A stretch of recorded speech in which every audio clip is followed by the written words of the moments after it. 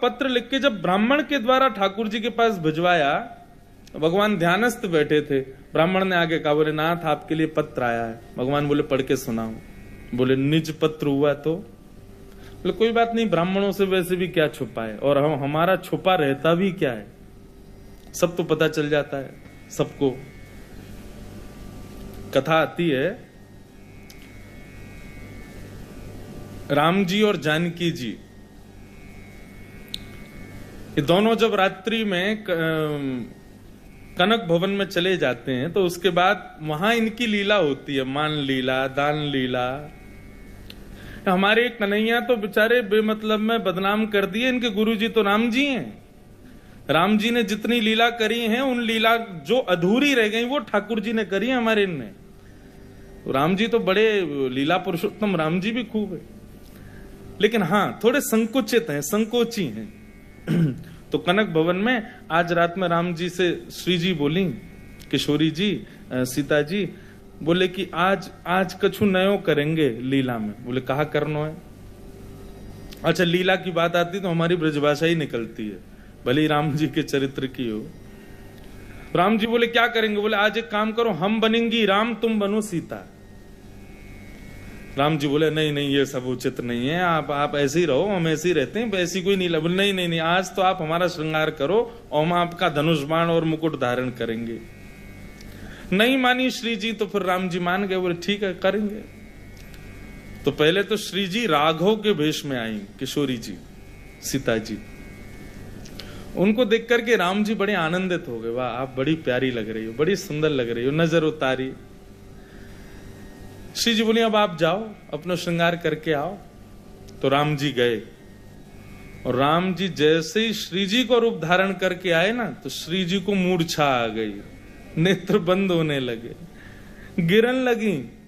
राम जी ने संभाली, कहा भाई? बोले कि आप या तो कोई काजल आदि कैसे भी रूप बिगाड़ के आओ अपना, नहीं तो हम देख नहीं पा रही हैं, इतने सुंदर लग रहे हो आप कि हमें मूर्छा आ जाएगी अभी। तो फिर राम जी थोड़ा काजल बिगाड़ के आए, तब सीता जी ने उनको निहारा। क्यों? बोले आप पूर्ण व्यवस्थित श्रृंगार में रहोगे तो हम देख ही नहीं पाएंगे आपको। तो राम जी बेचारे अपने काजल वाजल बिगाड़ के आए, तब सीता जी बोले हाँ अब ठीक है। तो रात्रि में आज किशोरी जी राम जी बनी है और राम जी किशोरी जी बने। लेकिन बंधुओं, यहां कनक भवन के भीतर की लीला कोई और तो है नहीं, लेकिन बाहर सरजू जी के तट पर बैठे हुए गुरु वशिष्ठ वो नेत्र बंद करके रात भर श्री जी और ठाकुर जी का स्मरण करते थे। भले ही सूर्योदय के बाद गुरु रूप में रहते थे, लेकिन रात्रि में वो अपने भक्ति भाव में आ जाते थे। तो रात्रि में आज जैसे उन्होंने ध्यान लगाया, नेत्र बंद किए, तो क्या देखा? राम जी तो गोरे हो गए हैं और श्री जी जो है सांवली हो गई हैं। क्यों? बोले आज तो अदला बदली हो गई ना।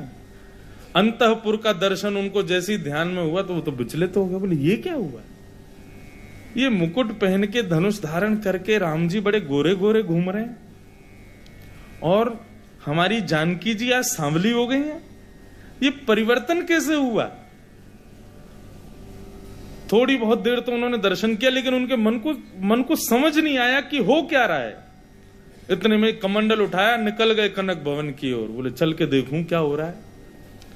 अब जैसे गुरुदेव आए तो बाहर से सखियों ने नारे लगाए, बोले सावधान गुरुदेव पधार रहे हैं। जैसे ही राम जी ने सुना, राम जी भागे।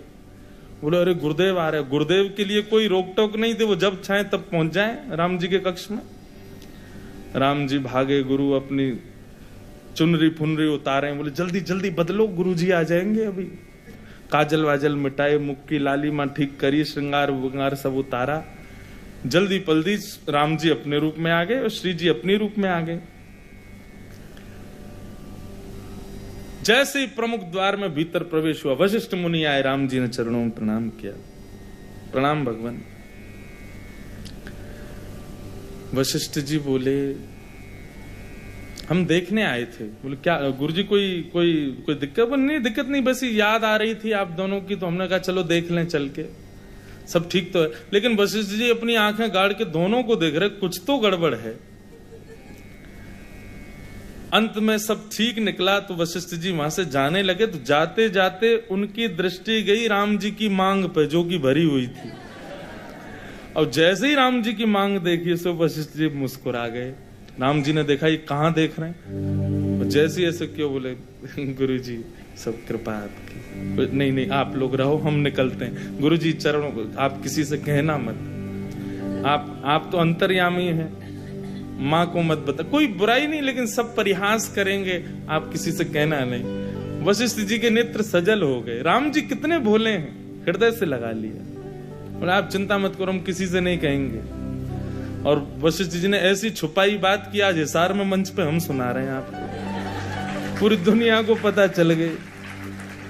ठाकुर जी की कितनी भी निज लीला हो, छुपी तो रहती नहीं है, सब पता चल जाता है सब लोगों को।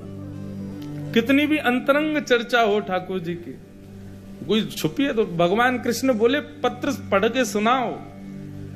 कितना भी निज हो, निज रहता कहां, हमारा तो सब तुरंत पुराणों में उल्लेखित हो जाता है। क्यों ठाकुर जी की लीला निज क्यों नहीं रह पाती बंधु? उसके पीछे भी कारण है, क्योंकि भक्त अपनी भक्ति की साधना से नेत्र बंद करके ठाकुर जी को धारण करके हृदय में ही ठाकुर जी के उस मधुर गोपनीय रहस्य को देख लेता है। इसलिए ठाकुर जी की लीला निज नहीं रह पाती। चाहे स्वामी श्री हरदास जी हो, चाहे हितरवंश महाप्रभु हो, चाहे श्री जयदेव महाप्रभु हो, चाहे गोस्वामी तुलसीदास हो, चाहे वाल्मीकि हो, सबने ठाकुर जी के उन रहस्यों को कैसे लिख दिया? ये प्रत्यक्ष तो थे नहीं वहां पे। ठाकुर जी की भक्ति में ये भक्ति ही चाबी है, ठाकुर जी को नाम ही चाबी है उनके निज स्वरूप लीला को प्रकट करने का। भगवान बोले ब्राह्मण से पढ़ के सुनाओ पत्र में क्या भेजा है रुक्मणी ने। तो ब्राह्मण ने पहले श्लोक का पहला शब्द ही पढ़ा था, श्रुत्वा गुणान भुवन सुंदर शृण्वताम ते। अर्थ क्या है? बोले रुक्मणी जी कह रही है मैंने आपको कभी देखा नहीं है, मैं आपसे कभी मिली नहीं हूं, पर मैंने आपकी कथाओं में बहुत आपका यश सुना है। बस ये बात सुनते ही भगवान बोले सुनो पत्र बंद कर दो। बोले पूरा तो सुन लीजिए। बोले नहीं नहीं नहीं, इसके आगे हमें सुनना ही नहीं है। बोले तो क्या करें, पत्र वापस भेज दो? बोले नहीं, चलो ब्याह करके आते हैं इसी से जिसने तो ब्राह्मण बोला अरे पहले जान तो लीजिए, पहचान तो लीजिए, बाकी के गुण भी तो पूछ लीजिए, आगे के पत्र में थोड़ा देख लीजिए, थोड़ा हमसे जांच करवा लीजिए, कन्या कैसी है, नाक कैसी, आंख कैसी, परिवार कैसा।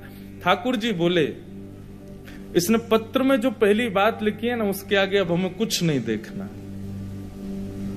वो कह रही हैं कि उनको मेरी कथा बहुत प्रिय है, श्रुत्वा गुणान भुवन सुंदर शृण्वताम ते। और वो कथा की रसिक हैं, कथा की प्रेमी हैं, इसलिए वो मुझे प्रिय है। चलो ब्याह करेंगे। और रुक्मणी जी से जाकर के ठाकुर जी ने ब्याह किया।